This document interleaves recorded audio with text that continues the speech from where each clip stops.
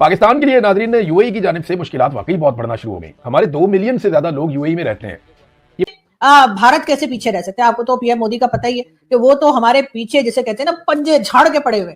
मत को बोलो आप हमें ना गोली मार दो आवामों को। स्टार्टिंग ही मेरे कहने से स्टार्टिंग ही इतनी खतरनाक हुई थी 322 रुपए लीटर। अच्छा इस वक्त होता पता क्या है, जब इंडिया हमला कर देता है ना, बहुत सारे मुल्क बीच में आते हैं, चले उन्होंने कर लिया, आप ना जवाब दें।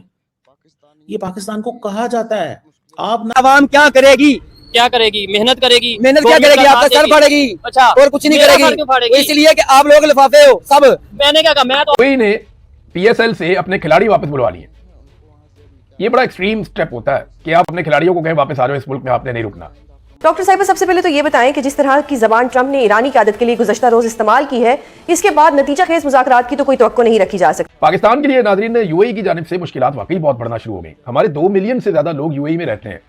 ये बहुत बड़ी तादाद है पाकिस्तानियों की। पाकिस्तान से बाहर जिस मुल्क में सबसे ज्यादा रहते हैं वो है सऊदी अरब, जहां सबसे ज्यादा काम करने जाते हैं। फिर उसके बाद यूएई है, फिर बाकी ममालिक हैं। यूरोप में बहुत बड़ी तादाद में रहते हैं, बरतानिया में बड़ी तादाद है पाकिस्तानियों की। यूएई ने पीएसएल से अपने खिलाड़ी वापस बुलवा लिए। ये बड़ा एक्सट्रीम स्टेप होता है कि आप अपने खिलाड़ियों को कहें वापस आ जाओ, इस मुल्क में आपने नहीं रुकना। रिपोर्ट हो रहा है मीडिया के ऊपर, तस्दीक इसकी यूएई की गवर्नमेंट कर सकती है या पाकिस्तानी गवर्नमेंट कर सकती है, लेकिन खबर यह दी गई कि यूएई ने पाकिस्तान सुपर लीग से अपने खिलाड़ी वापस बुला लिए। लोग यूएई से वीडियो बना बना कर ये बता रहे हैं और अपने अजीज़ो अकारब को टेलीफोन करके ये बता रहे हैं कि हमें यूएई की गवर्नमेंट डिपोर्ट करने जा रही है। पाकिस्तानियों की एक बड़ी तादाद को यूएई डिपोर्ट करने का भी इरादा रखता है। इसको एक प्रेशर टूल के तौर पे इस्तेमाल किया जाता है कि आपके लोग हमारे मुल्क में रहते हैं, हम इन्हें यहां से निकाल देंगे। यूएई कितने लोगों को निकाल सकता है? पाकिस्तानियों का बेशुमार पैसा, बहुत सारी जायदादें, बहुत सारा कुछ है यूएई के अंदर। तो पाकिस्तान की गवर्नमेंट को यूएई को अब धमकी लगानी चाहिए अगर ये है तो। देखें ना, अगर तो पाकिस्तानियों का मालो दौलत वो छीन लें, पाकिस्तानियों की सारी चीजें वो अपने कंट्रोल में कर लें, वो बादशाह है वहां पे, और पाकिस्तानियों को निकलो यहां से, तो फिर बाहर पैसा लगाया हुआ है वो रिकवर कैसे होगा? वो तो फिर पाकिस्तानी हुकूमत को आंखें दिखानी पड़ेंगी। उन्हें ये कहना पड़ेगा कि यार आप ये नहीं कर सकते हमारे साथ। हमारे लोग पाकिस्तान से पैसा ले जाकर वहां लगा चुके हैं, बेशुमार इन्वेस्टमेंट यूएई के अंदर हुई है, लोगों ने वहीं पे कमा कमा के वहां प्रॉपर्टीज बनाई है, कारोबार बनाए। आप रातों रात सारा कुछ बंद नहीं कर सकते, ये तो बदमाशी है।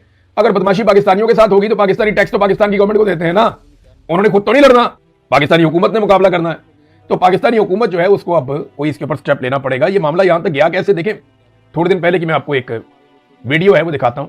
ये मैंने निकाली इस मौके के लिए वीडियो, ये वीडियो है जी। यूएई के प्रेसिडेंट फील्ड मार्शल साहब की बेटी की शादी में जो कि आज रात है उसमें शिरकत के लिए ठीक वहीं पे वो हमारा जो पुराना एयरपोर्ट था रावलपिंडी में, जो कि अभी एयरफोर्स के पास है, वहां वो लैंड करेंगे और वहां से सीधा army house wedding ceremony attend करेंगे। बेसिक वो इस काम के लिए आ रहे हैं। तो नाज़रीन ये army chief field marshal Asim Munir के दोस्त के तौर पे इनको पहचानते हैं लोग, साफी भी है। और जब आर्मी चीफ बने थे तो इनके साथ एक बड़ी बेतकल्लुफ किस्म की फोटो भी आसिम मुनीर की आई थी। अब ये देखें ना कितने फख्र से कह रहे हैं बड़े जाती नौयत के ताल्लुकात हैं। आसिम मुनीर के जाती नौयत के ताल्लुकात हैं यूएई के बादशाह के साथ, और वो बेटी की शादी में आ रहे हैं। पाकिस्तान को क्या मिला? वो तो कह रहे हैं पैसे वापस करो। देखिए यहाँ मुमालिक अपने अपने मफादात देखते हैं। पाकिस्तान के जर्नैल हमेशा अपना जाती फायदा देखते हैं, वो पाकिस्तान का फायदा नहीं देखते। आज भी अगर पाकिस्तानी रुकावट ना डालते तो पाकिस्तानी फौज जो है वो ईरान के साथ भी भिड़ जाती है। वो लड़ पड़ते ईरान के साथ अरबों के लिए, जहां से पैसा मिलता, डॉलर मिलता, फायदा मिलता, ये वहां चले जाते। पाकिस्तानी अवाम ने इतने बड़े पैमाने पर रुकावट डाली है और इनको इस बात का आइडिया भी है कि ये लड़ाई पाकिस्तान को सूट नहीं करती, हमेशा के लिए मुसीबत बन जाएगी पाकिस्तान के अंदर भी और बॉर्डर पे भी। पहले ही पाकिस्तान का कोई बॉर्डर महफूज नहीं है, ये एक और बॉर्डर को खराब करने जा रहे थे। और इस किस्म की बातें मैं नहीं कर रहा, ये बुजरा कर रहे थे कि जनाब हमें लड़ना पड़ेगा, ईरान बाज रहे, ईरान ये ना करे वो ना करे वरना हम ये कर देंगे। तो ये तो धमकियां लगा रहे थे ओपनली। वो तो पाकिस्तानी कौम ने सामने आकर इनका मुंह बंद किया। तो ईरान ने खास तौर पे, ईरान ने बड़े जबरदस्त तरीके से पाकिस्तान को टैकल किया। वो मैंने आपको कल भी बताया था कि एक तीर से 2 शिकार, यानी ईरान पाकिस्तान की इतनी तारीफ करता है कि अमेरिका और अरब ममालिक पाकिस्तान से नाराज हो जाते हैं और पाकिस्तान इखलाकी दबाव में आ जाता है कि कैसे अब ईरान के ऊपर अटैक किया जा सकता है, कैसे चल सकते हैं। भारत यूएई ने जनाब अपने खिलाड़ी भी वापस बुला लिए, पाकिस्तानी भी वहां से डिपोर्ट हो रहे हैं, तो पाकिस्तानियों के लिए मुश्किलात यूएई के अंदर बढ़ेगी। यही चीज अब सऊदी अरब के साथ भी पाकिस्तान की हो सकती है। देखिए पाकिस्तान ने सऊदी अरब को यह कहा कि यूएई अगर हमसे पैसे वापस मांग रहे हैं, आजकल सऊदी अरब और यूएई के बीच में भी सर्द जंग चल रही है, तो पाकिस्तान फायदा उठाएगा। पाकिस्तान सऊदी अरब को कहेगा जनाब आप थोड़े पैसे हमें दे दें, और ये कह भी दिया पाकिस्तान की गवर्नमेंट ने, कुछ पैसे हमें डिपॉजिट करते हैं, हम यूएई के पैसे वापस कर देते हैं। लेकिन क्या सऊदी अरब ये करेगा? और अगर ये करेगा तो उसके बदले में पाकिस्तान को क्या करना पड़ेगा, ये है बड़ा सवाल, है ना। इसका जवाब अभी हमारे पास नहीं है, लेकिन देखते हैं, क्योंकि पाकिस्तान की जो गवर्नमेंट है उसने जो पॉलिसी है वो यही रखी हुई है कि मांगते जाओ इधर से फिर उधर से फिर उधर से, क्योंकि पाकिस्तान में मईशत नहीं चल रही। अगर इमरान खान के दौरे हुकूमत को रजीम चेंज के जरिए से इस तरह जाया ना किया जाता और पाकिस्तान इलेक्शंस के जरिए चलता, चाहे इमरान खान की हुकूमत रहती, चाहे किसी और की आ जाती, तो आज पाकिस्तान एक स्टेबल मुल्क होता। पाकिस्तान के जरिए मुबादला के अपने जखायर होते, ना सा उसके अंदर रखा हुआ होता। तो पाकिस्तान कुछ ना कुछ करके किसी ना किसी लेवल पे तो पहुंच जाता, और आज इतने मजबूर ना होते, अपनी फॉरेन पॉलिसी को हमने गिरवी ना रखा हुआ होता।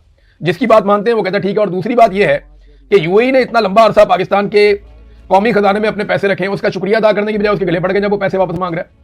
और जब आप गले पड़ेंगे, सोशल मीडिया पे उनकी तस्दीक करेंगे, यूएई वाले बहुत सियाने हैं, उन्हें पता है कि सरकारी अकाउंट्स कौन से हैं और टाउटों के अकाउंट्स कौन से हैं।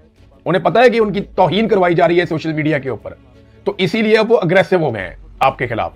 तो चाइना के साथ भी ये एस्टेब्लिशमेंट पाकिस्तान की यही खेल खेलती है।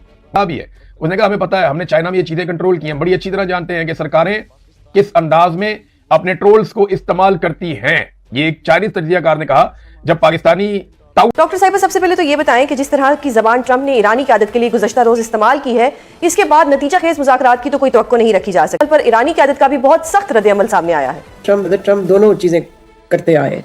एक तरफ से खैर गाली गलौज तो पहली दफ़ा उन्होंने की है, लेकिन उनके हार्श स्टेटमेंट्स, उनका मॉक करना, बल्कि कल वाले ट्वीट में तो उन्होंने हमारे मज़हब इस्लाम को मॉक किया है, जो बहुत ही शर्मनाक चीज़ है। लेकिन वो दोनों चीज़ें करते रहे। एक तरफ से ये कहते रहे कि जी बातचीत हो रही है, होनी चाहिए और एग्रीमेंट बहुत डील होने वाली है, और दूसरी तरफ हमले करते रहे हैं। बल्कि आपको मालूम है वॉर क्राइम कमिट हुई है। यूनिवर्सिटी जो एक थी ईरान में, पहली दफ़ा नहीं उन्होंने एक एजुकेशनल इंस्टीट्यूट जारी की, मगर एक यूनिवर्सिटी को इजराइल और अमेरिका ने मिलकर अटैक किया। सो दोनों ट्रैक्स पे सदर ट्रंप चल रहे हैं। एक तरफ से प्रेशर, इंटिमिडेशन।